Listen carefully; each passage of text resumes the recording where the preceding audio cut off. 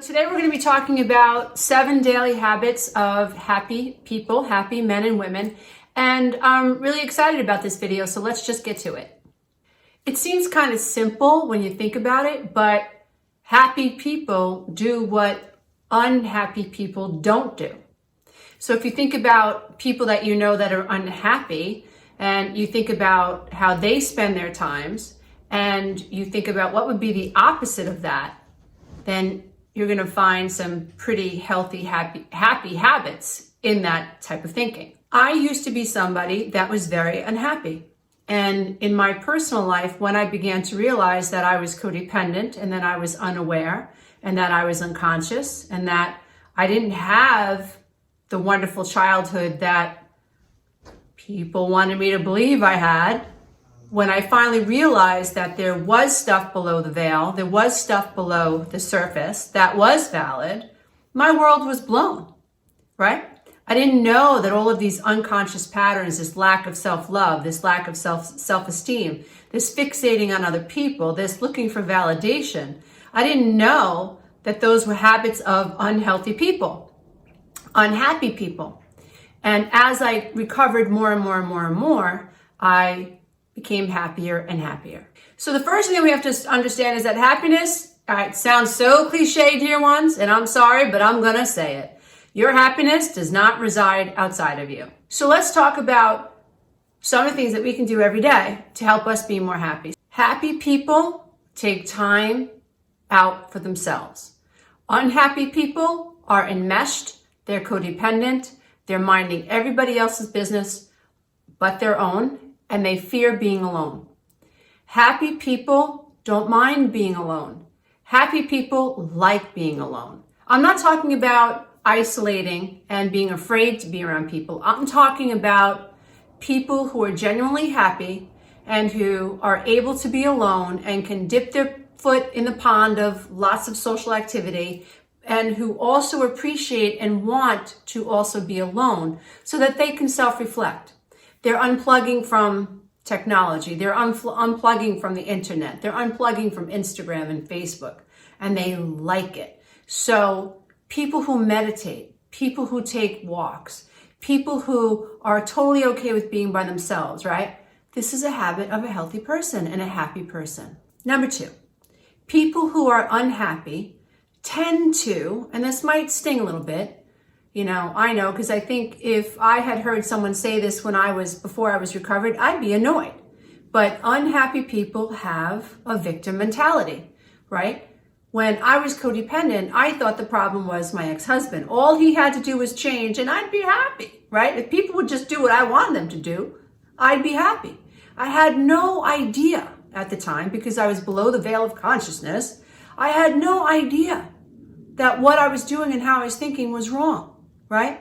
So in that is a victim mentality. Like, what are you doing to me? Why are you doing this to me? I didn't know that I had a right to set boundaries. I had a right to say adios. I had a right to go into therapy. I had a right to take care of myself. I had a right to love myself. I didn't know that. I was waiting for validation from the outside. I was looking for permission to feel my feelings and to be who I was.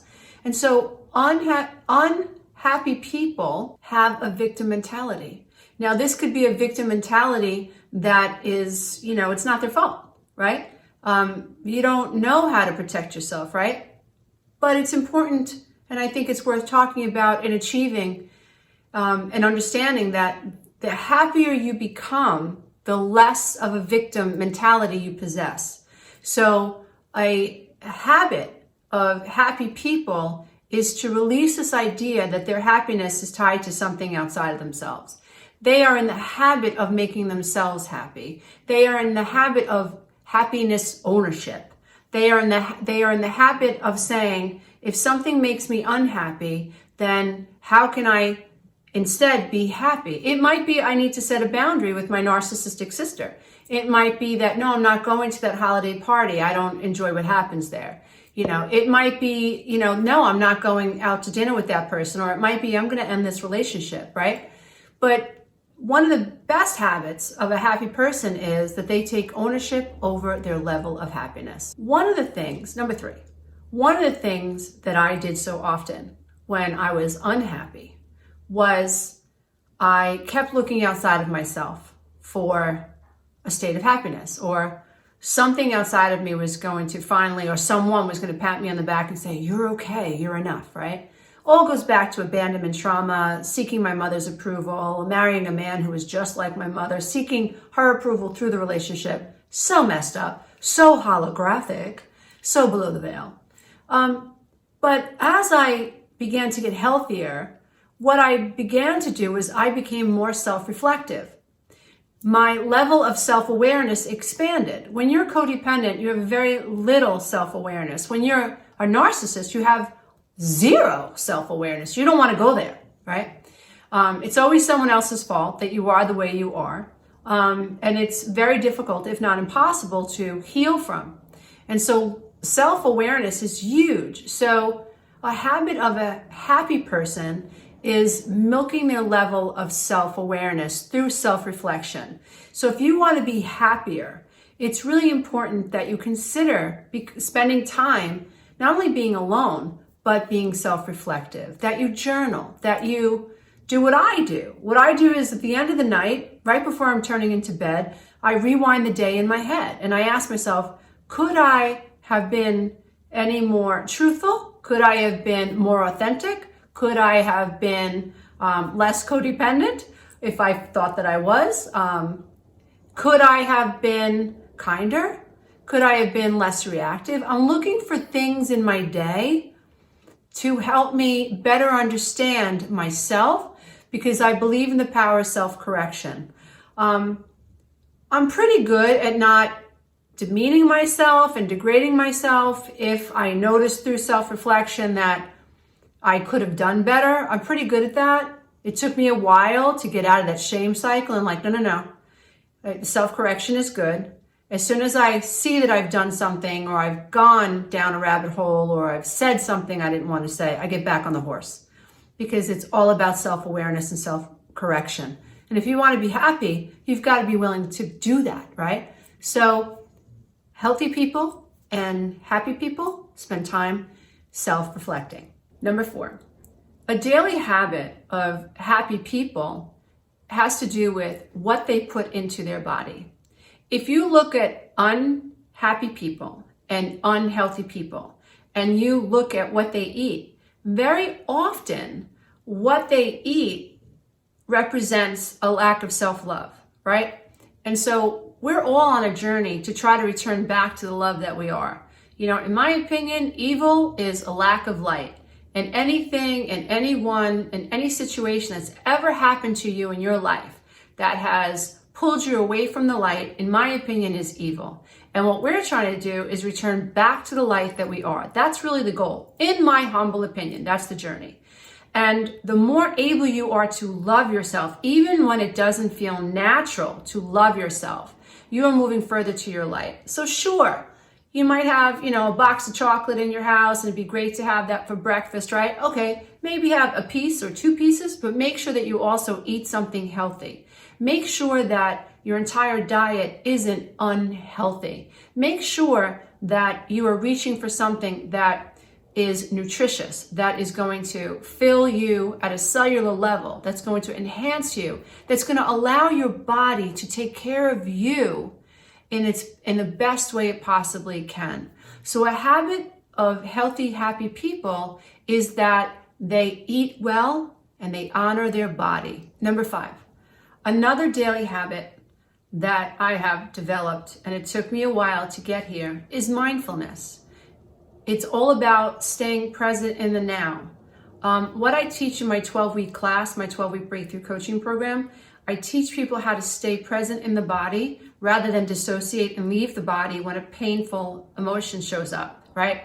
So what I'm trying to teach is this idea of staying present. You've got this. You might be triggered, right? And chemicals might spew into your bloodstream that make your heart race and make your palms sweat, right? And you might want to feel like you're crawling out of your skin. That is an autonomic response to a stressor. And it's not your brain's fault that it has that response to a stressor.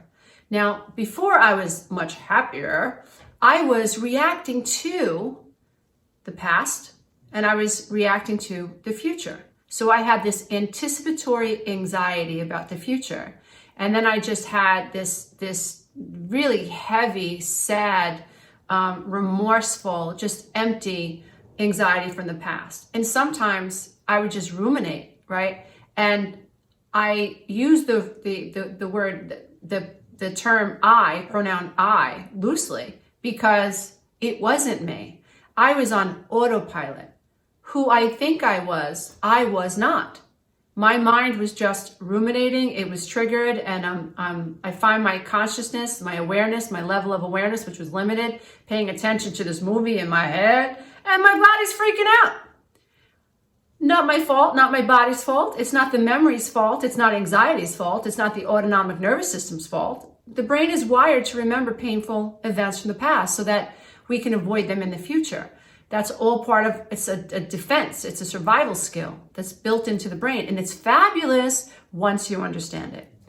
Before I was as happy as I am, and I still have to practice happiness, but before I was where I am today, I was not mindful. I was reactive.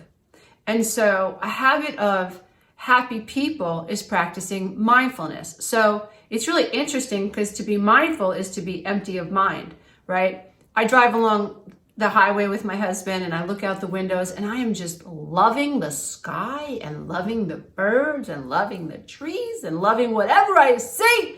Like, I'm not kidding. I'm in awe of this planet, of this world, of quantum entanglement, of the law of, I'm just in awe. The earth is hanging out in this atmosphere, at no scaffolding. I mean, if that's not enough to blow your mind, I don't know what is. But anyway, I digress.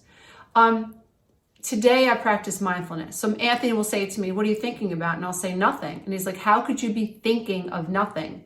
And I say, because I'm appreciating everything. And in my state of appreciation, I am one with everything. I don't have to have thoughts. I can just look out at the trees and just be appreciative, be in a state or a flow of appreciation and gratitude for everything that there is, because as long as I'm breathing, I get to appreciate through the human vehicle, which is the body, and that's pretty damn cool.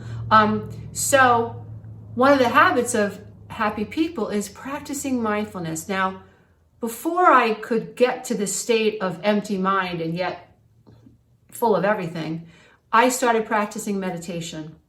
And if there was a camera in my house, people would probably think I was a wacko.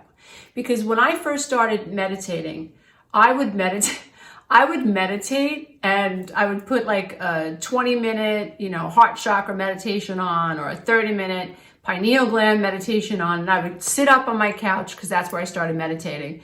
And if I heard my mind ruminating, it was like, whoop, put my earbuds back in and went back down. Then I realized, it takes my mind about 20 minutes just to calm down. And I realized it was automatic. Like, this is not my mind. These are just taped, recorded messages. This is the subconscious crap. This is the, the inner critic crap. This is not my stuff. This is the inner critic. It's not, it's not my stuff. So if I would do a meditation and sit up and I still heard, all this rumination, I would lay back down again, put my earbuds again, and I would go for a 40-minute meditation or a 60-minute meditation. Eventually I went for like 2 hours where I would just be laying there and I'd be listening to these meditations. And I did this over and over, and every single day I did it over and over and over until it got to the point where the minute I put my earbuds in, I was out. I was either asleep or I was in some other state of consciousness, whatever. But using meditation as a tool, and I have an entire playlist on YouTube that you can tap into, or you can listen to me on Insight Timer as well. But, it was all about teaching me to reduce mental chatter. And so now, because I have a meditation practice, which is how I take care of myself, one of the ways I take care of myself, when I'm out and about, my mind isn't filled with all this craziness. That's why it's frustrating to me, when members of my family or of my friends come to me. They're like, Lisa, how are you so chill? And I'm like, start meditating. I'm like, I don't like to meditate. I'm like, okay, I don't know what to tell you, but meditation changed my life. So if you're listening to this video, unlike my friends and family, maybe you'll listen. Maybe you'll actually try it. And if you do, let me know how you do. Another daily habit of happy people is that they're not complaining about what they have. They're grateful for what they have. And they also, in other words, how that translates to dollars is that they don't spend more than they make.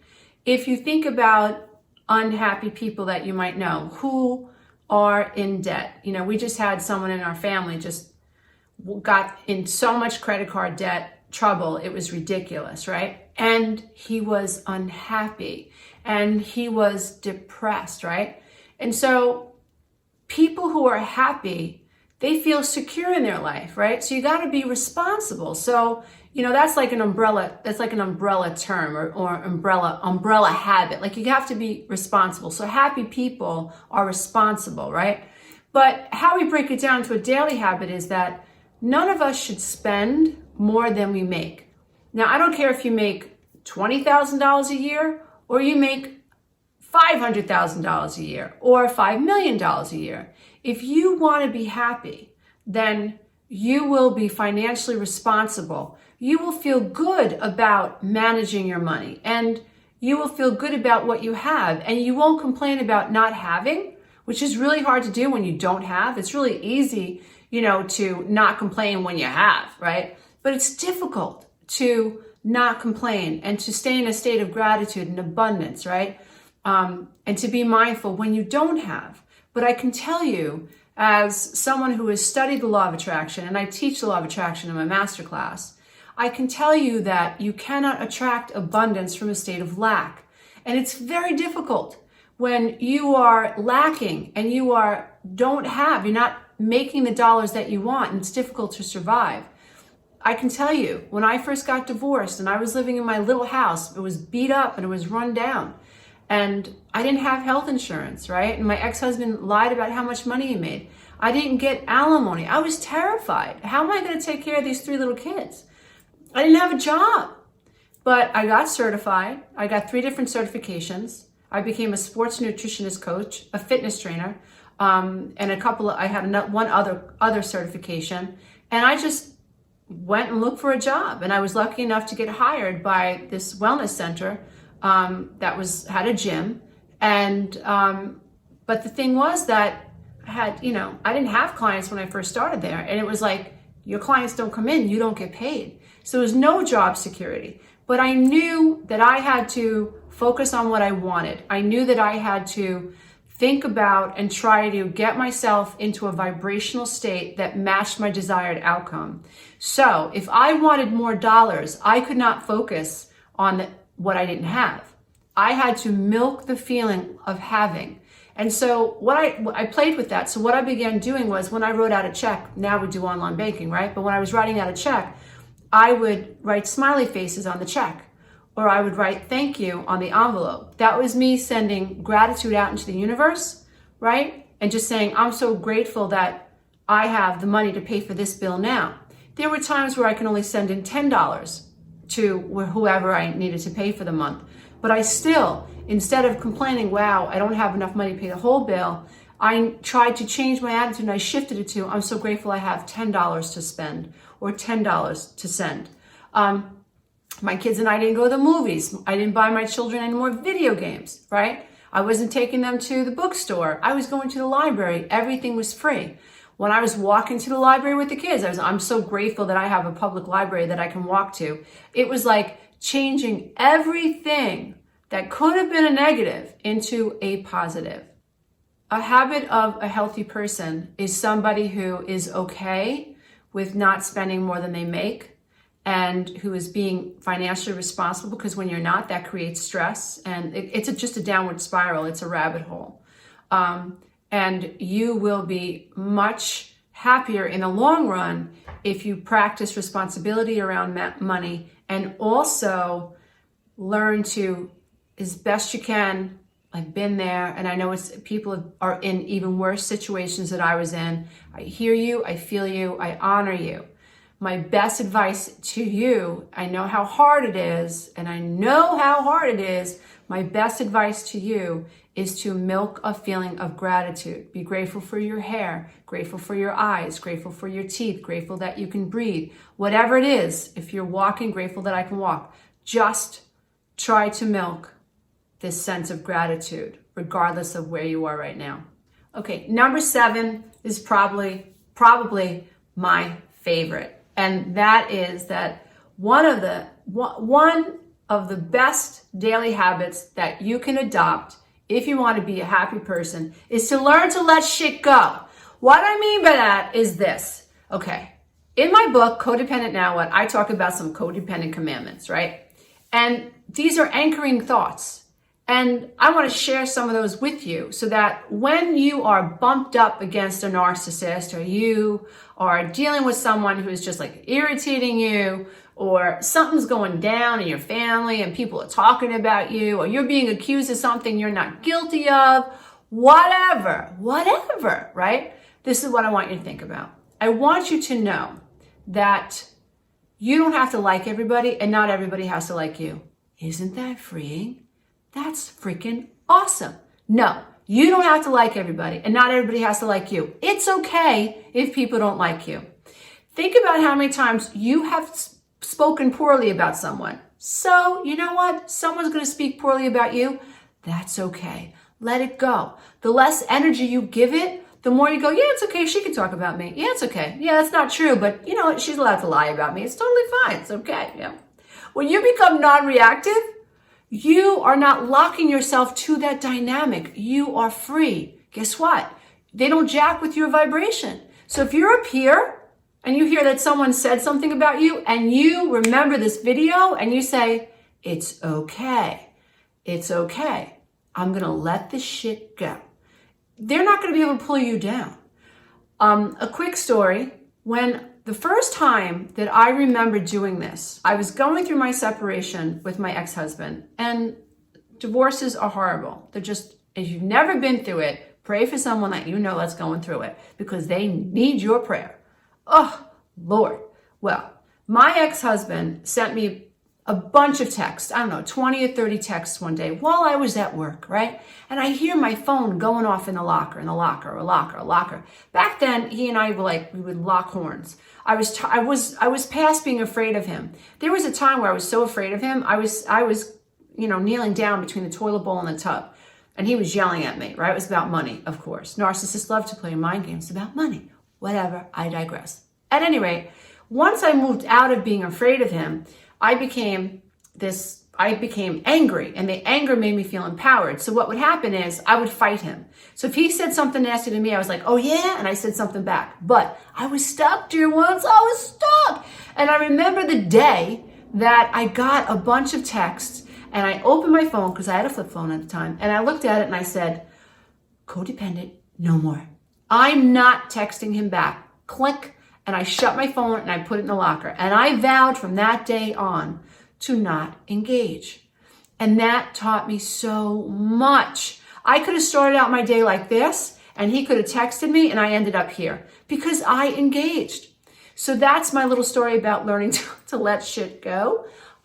It's not easy, but I think when we understand that we are going to be challenged as human beings to let shit go. We are going to be challenged to turn towards the light and away from the dark. People are going to come into your experience. You're going to be challenged. They're going to want to pull you into their layer of darkness. You have a choice now. Once you identify a negative person, don't engage. Just let it go. And if you can develop the language like, yeah, you're allowed to talk about me. No, that's not exactly true, but, oh, I'm sorry she said that. Or, wow, that's interesting. She totally made that up.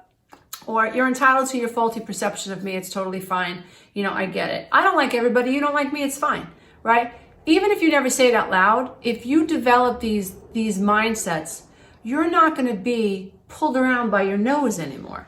You're going to be able to maintain your vibration, and you're going to be able to maintain a higher state of happiness. And you deserve that. We all do. My name is Lisa A. Romano. I'm the Breakthrough Life Coach and best-selling author, and I've created a 12-week Breakthrough Coaching program that can help you become less reactive, manage your emotions, process painful emotions, and learn to live your authentic life now. So if you're codependent, if you've come from a dysfunctional home, if you've dealt with toxic shame, if you've suffered abandonment, if you've come from, a narcissistically abusive relationship, if you're struggling to deal with your children, so many of us, especially as codependent parents, We are codependent with our children. If you want to teach them how to not be codependent by healing yourself, then this 12-week breakthrough coaching program might be for you. If you want to listen to one of my books for free, you can do so by clicking the link below. And check out my Facebook support group. Namaste, everybody. Until next time. Bye for now.